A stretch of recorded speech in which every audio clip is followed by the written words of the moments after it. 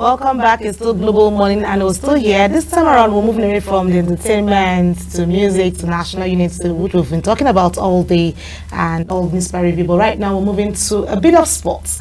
What's happening in the sporting sector? Well, we'll be looking at grassroots sports development, and we will have a guest. I will introduce my guest very shortly, but let's tell you, well, grassroots sports is the bedrock of national and international success. Nigerians global football icons from Kanu Nwankwo to Victor Osimhen, all starting at the grassroots. Yet grassroots development faces challenges, which includes poor funding, lack of facilities, and inadequate scouting system. Well, on this segment of grassroots football development, we have my guest with me who will give us a breakdown. Who is a veteran who understands what building capacity and potential of young minds to give us the best of the best in sports. He's here with me. I have in person the former assistant coach who has coached young lads from across from the grassroots points of the under 17 in 2009, and also have him coach in under 20 in 2011, and he's done well. We have the assistant coach in person of Mr. Samuel Abimbola. It's good to have you in the studio, sir. Thank you very much. Good to have you. Well, we know that grassroots, like I mentioned in my introduction there, it has done so much to our football, but a whole lot is changing in the trajectory of, or in the narrative of football, especially with our Super Eagles, and how well we're seeing the likes of Kanu Nwankwo, who are built from the grassroots points. Let's start with your days being the coach, where you assisted as a coach in the technical team for the under 17. Thank you very much. Well, in under 17, the privilege and the good things that happened to us, that we're given enough time to prepare the boys. So that enabled us to move to noon and cranes of the country. And we're able to gather them together. We started our camping at Go Project in Area 1 and stayed there for about 2-3 months. The teams were moved to Ghana. We left Ghana, we came back to Ebonyi State, and the final preparation were taken to Qatar.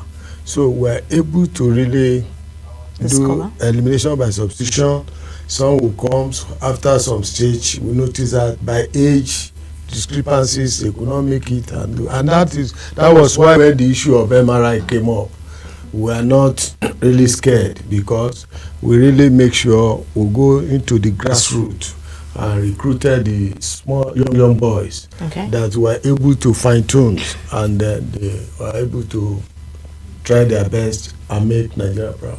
Okay, well, we'll see that in the likes of Osimhen and all that. We'll see where you had Kenneth Omeruo and all those ones we were able to work with, even at the league level, where you also handled the Sunshine Stars. What was it like for you discovering these young lads at that tender age? Well, comparing the Sunshine Star with the under 20 or under 17 level is a very different ball game. In Nigeria, yes, the owner of the teams like MPFL, they are not patient. They are not patient in the sense that they gave you the job in the morning, they want the result in the afternoon.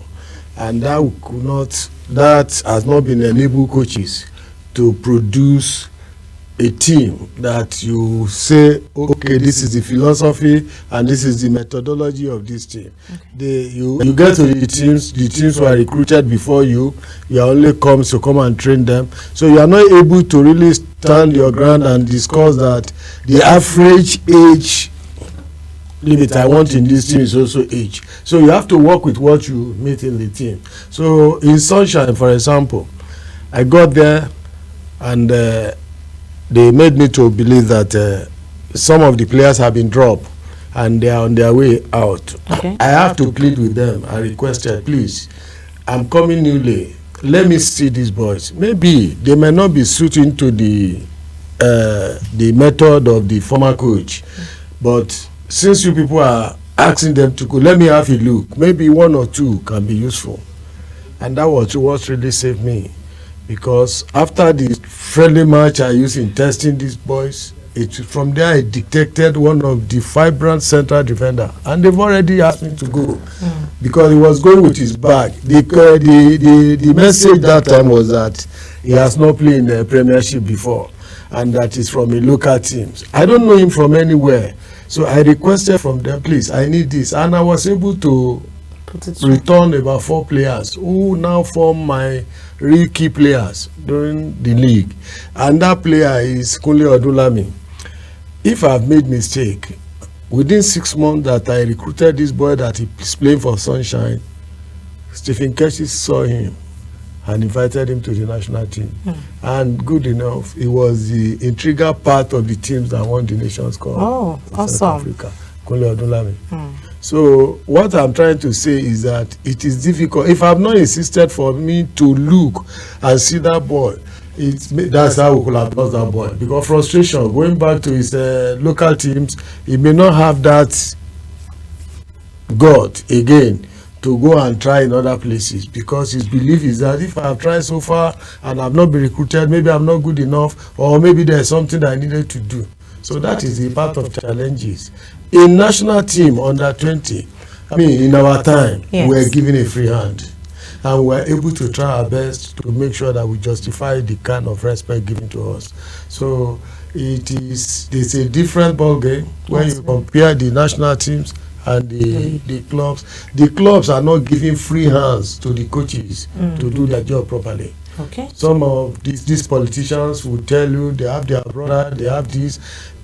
Without the camera, everybody will tell you when you are being recruited during the interview. They will tell you, we're giving you free hand, everything is for you, go and do and make exploit. If you fail, we are going to deal with you. Immediately the camera is off. Everybody bombard you. I was the one that an instrument for you to be here. I have 2 players. This one I have 1 player. This one I have. And by the time you are now seeing such players, they are not up to standard. If you want to fight it, if you want to, then it means that you lose your job.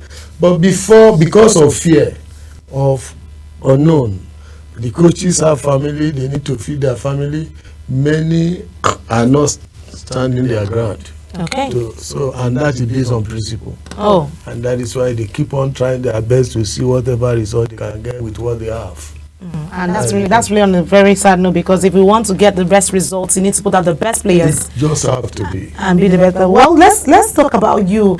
You are a board member of the FCTFA. Yes. And what is the level of football development in the city of FCT, in Abuja here?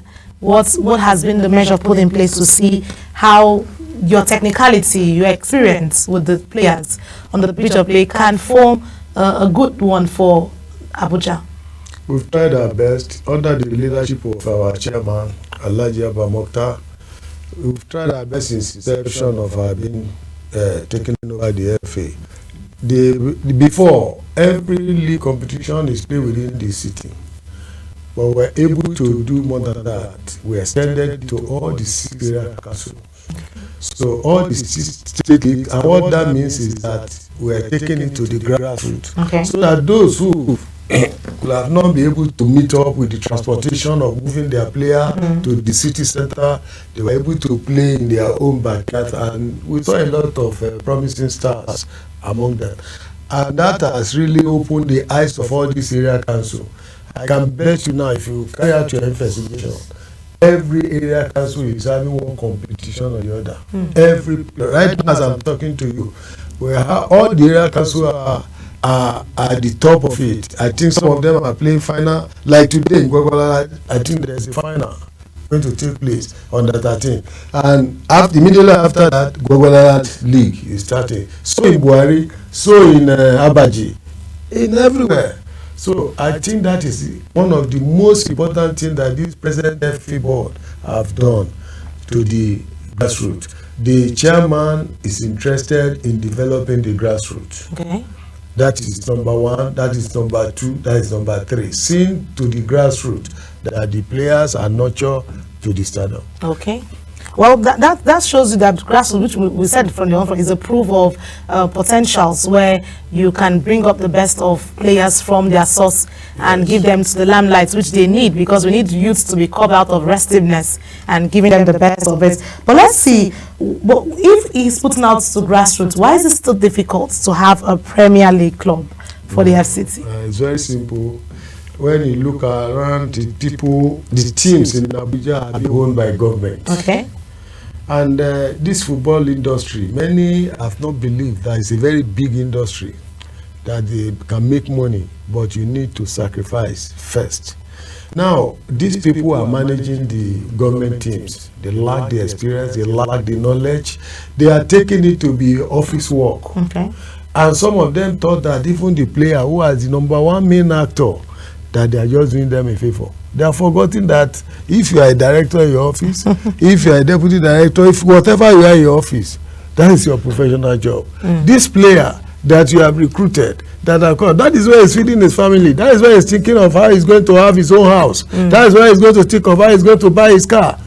And you are now treating such people as if they are just slave, or you are seeing them as a non-entity. You are just doing them a favor. I think that is the bug. This board have tried a lot. We provide a level environment for all our teams playing in the National League. I could remember year in, year out, before the season started, the chairman will organize a seminar. Okay. We'll call all the teams. If we're asking them if they want us to go and talk to their management on their behalf, so that the management can sit tight or improve on the funding of the teams. But we now notice that these middlemen in between will not even want us to get closer to the hierarchy of their management. And there is nothing the FA can. FA cannot be paying the salary of coaches. FA cannot be paying the players. FA have provided infrastructure. In Abuja, Abuja is the only ECS place where you are paying little money to prepare the match. Nobody is taxing them. The chairman is interested, and let's encourage them so that the teams can get better. Okay. And when you talk of even getting this promotion, what of the sustainability of the teams? We've once got a premier team in Abuja here. In the person of, the names of EFCC teams. Okay. They were in premiership. But because of the sustainability, the teams went down. So, and year in, year out, struggling to see how they can get it. Sometimes they will be seeing it, but they could not get there because of, let me say, for example, I'm a journalist, you are a journalist. Okay. I'm being paid 10 naira. You are being paid 100 naira. You go extra mile to justify that because of the mileage. Now, with my 10 naira, I can only manage.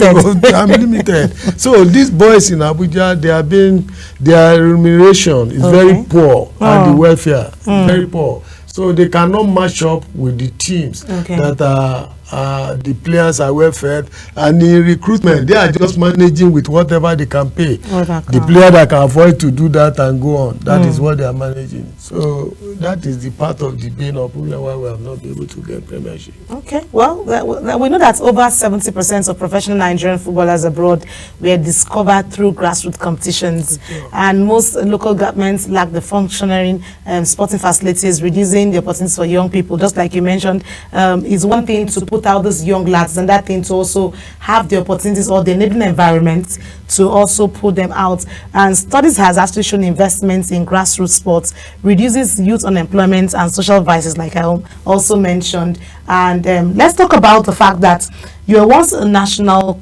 team coach, and in the past, that's in the under 17 and also the under 20. And what were you doing then as a coach for the young lads that is no longer in existence now, that is affecting our national team? Because if we could discover them at the grassroots point, the Eaglets, and they did very well at that time. I remember when they won on home soil when you were assistant coach in, I think, 2009, since then. So what's different from back then? Well, the difference is what I've mentioned. At our own time, we are given a long period of time for preparation. And now, because the hostel was in a very good condition, which we are managing, which we are using, to prepare the boys. We had the cook that cook for us, and so we're able to concentrate to do the job. And the caliber of people that was in charge of the team that time, the only thing that crossed our mind is that this is an opportunity where there are many coaches in Nigeria, and this opportunity is given to us. Let's try our best and see how to bring best out of these boys. Okay. That was our concentration, and that is what we believe on. So, okay. But right now, I think the difference is that's why I want to really congratulate and thank the present NFF president, Alhaji Gusau, for building that hostel. You know, the hostel will play a very big role to really stabilize the issue of getting them in camp early for the competitions. Okay. And you believe that the high cost of hotel, if you are keeping them in the hotel for a period of time, the highest cost of money, I think, is part of why the camping days are being reduced. But now, with his vision, building that hostel, I think it's going to be a wonderful outing. Okay, well, let's look at the finals of the CHAN tournament today, right now. If something we can just quickly just dive briefly about it. Nigeria didn't perform well in the tournament. And what do you think was the problem? And what are the ways that we can get out of this? Let me quickly run down on that. We did not perform very well because of the caliber of people that was recruited. It is better for me to say the truth. And that is not the reflection of what is in the NPFL. Okay. I watch their matches. We have some good boys and younger boys. And there's a great mistake that was made. Coach Ileshuku, Daniel Ogumodede, I can vouch for them anytime, any day. Okay. Because I've seen them working. I've played against their team. I've seen them at close range. They are very good coach. Okay. And they did wonderfully well to qualify the team. But the mistake was that during the period after qualifying, some of the players recruited, because of this issue of money, some of them went outside the country. If the NFF or whosoever is charged have allowed these two people to continue to handle that thing, it could have been easy for them to make a replacement. One good thing was going on that time. Nigeria was having Super 8 of NNL. And anybody that watched NNL in Asaba will know that we have a lot of boys they could have used to integrate them and replace those ones that move out after the qualifier.